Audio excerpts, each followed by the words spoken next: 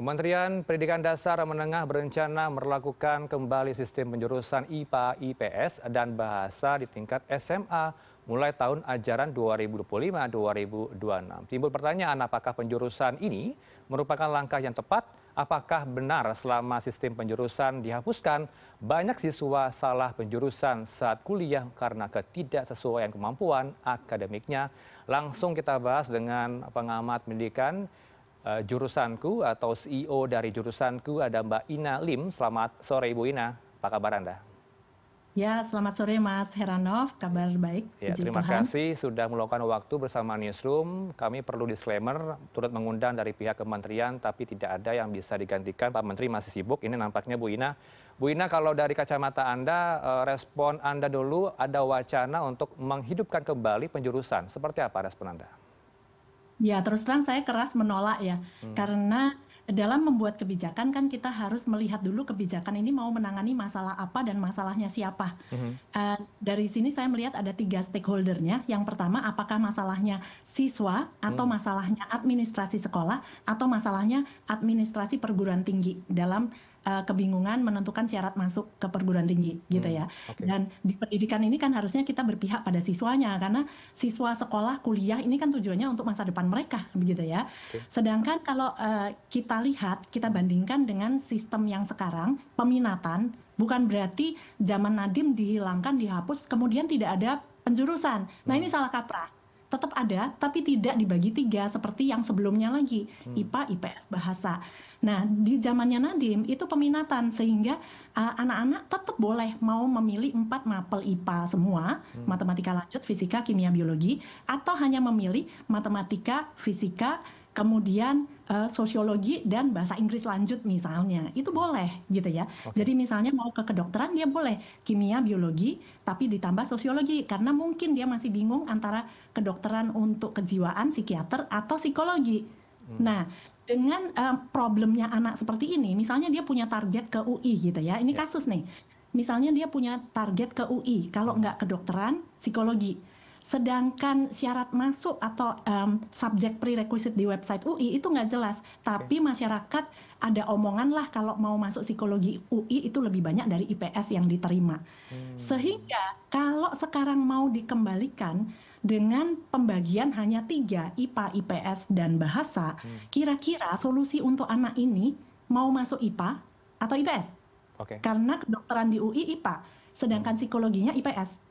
Nah, dengan pembagian peminatan di kurikulum Merdeka, itu ada jawabannya kan, kimia, biologi, sosiologi. Jadi dia tetap nantinya bisa mendaftar ke kedokteran UI ataupun psikologi, dapat semua.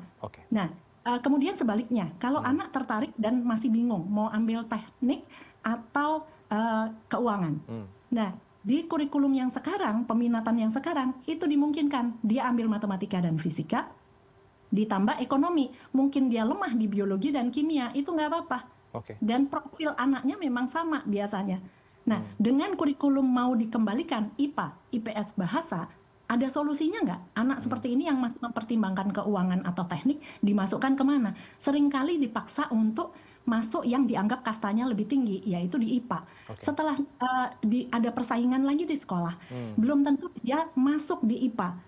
Karena persaingan, akhirnya dia terlempar di IPS. Jadi impian dia mau masuk ke teknik jadinya hilang. Nah, ini yang menyebabkan saya berpikir kalau ini dikembalikan IPA, IPS, Bahasa, masalahnya siapa yang mau ditangani? Karena masalahnya tadi sudah tertangani dengan kurikulum yang ada sekarang. Saya bisa ngasih ribuan kasus yang lain kalau mau. Artinya yang sekarang sudah baik dan sudah efektif begitu ya Bu Ina ya?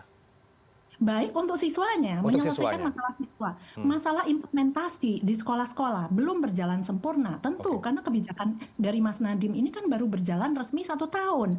Namanya dan banyak resistensi di lapangan, bukan tidak mampu, tapi yang penting harus mau dulu gitu. Nah itu yang mau aja udah banyak resistensi, tidak mau, padahal untuk muridnya ini terselesaikan. Jadi kesimpulan saya, kebijakan ini kalau mau dikembalikan ke IPA, IPS, Bahasa, ini untuk menangani masalahnya sekolah dan perguruan tinggi, bukan siswa.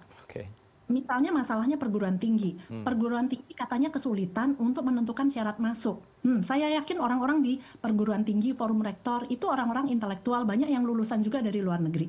Bisa membandingkan pasti di website-website universitas di luar negeri. Contoh, bahkan di Malaysia, silakan dibuka untuk syarat masuk ilmu gizi.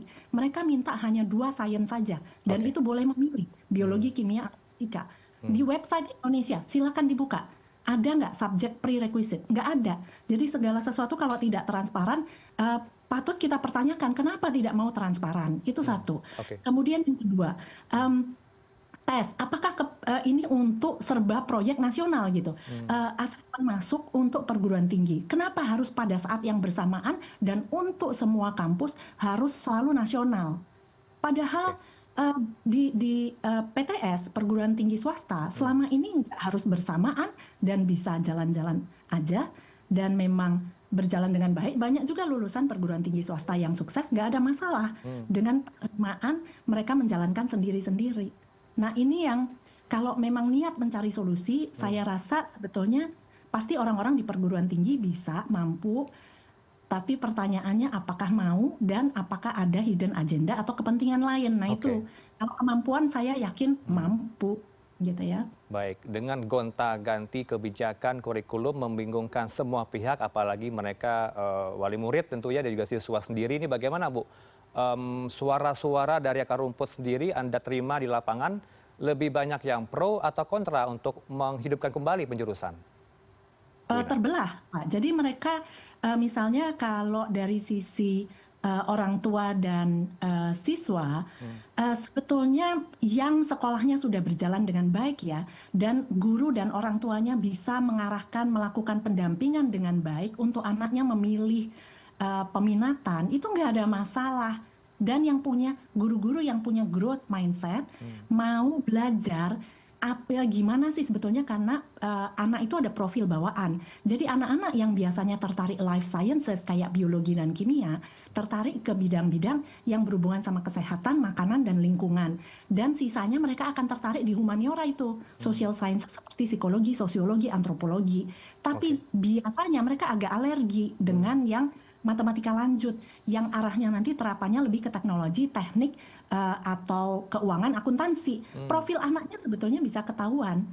Jadi dari anaknya. Jadi untuk orang-orang yang seperti ini, yang mau maju, yang mau berusaha mengarahkan anak, mengenal betul anak saya ini biji buah apel, mangga, apa jeruk ya gitu, supaya kita bisa beliin pupuk yang pas dan dia bisa berbuah.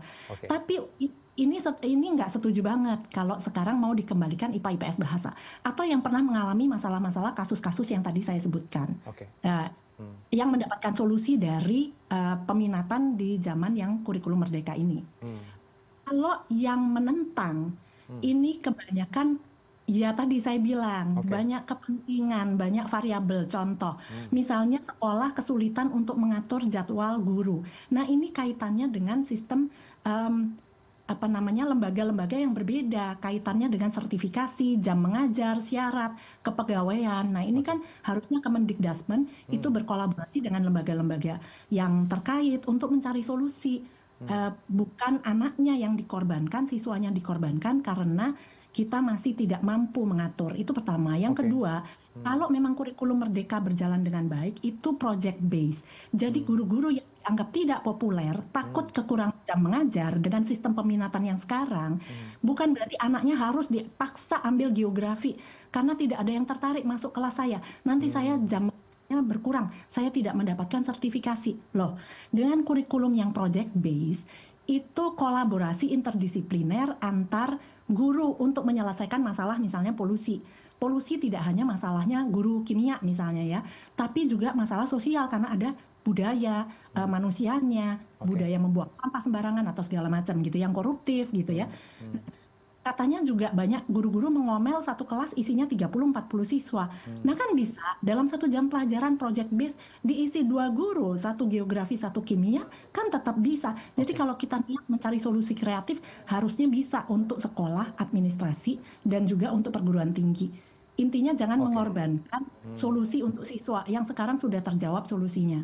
Artinya manpower atau dari sisi SDM guru sendiri masih sudah tercukupi begitu ya Bu ya untuk penjurusan? nggak ada hubungannya ya. Oke. Mau dibaginya IPA IPS bahasa atau sekarang peminatannya anak bisa nyomot. Jumlah gurunya kan tidak berubah Oke. sebetulnya. Tapi kalau mindsetnya tadi linear, bukan interdisipliner, bukan project based, dan mengajarnya masih one way communication, hanya guru senternya berbicara, memberi informasi atau content based, memang pikirnya 1 jam pelajaran ya 1 guru dan saya harus ngasih 1 ilmu gitu. Nah ini jadi masalah. Ke depan seperti apa Bu langkah yang bisa diambil oleh pemerintah? Apakah mendengarkan suara-suara dari wali murid dan juga siswa sendiri agar Komisi 10 DPR juga mendapatkan masukan dari teman-teman di lapangan? Ya kembali ke pemerintah kita, negara kita kan harusnya punya GBHN khusus untuk pendidikan dan sifatnya jangka panjang 20-50 tahun ke depan. Oke. Jadi bukan ganti menteri, ganti kebijakan setiap 5 tahun akhirnya diubah.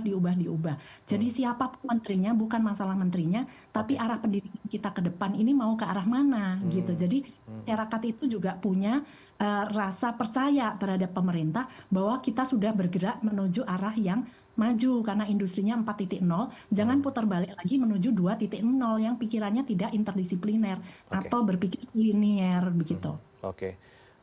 Terima kasih untuk waktu Anda bersama kami di Newsroom. Sekali lagi kami tegaskan bahwa kami juga turut mengundang dari Kementerian Mendikbudrismen tapi tidak bisa bergabung, nampaknya ada kesibukan lain. Terima kasih untuk waktu Anda, CEO Jurusanku, ada Ibu Ina Lim. Selamat sore. Selamat sore.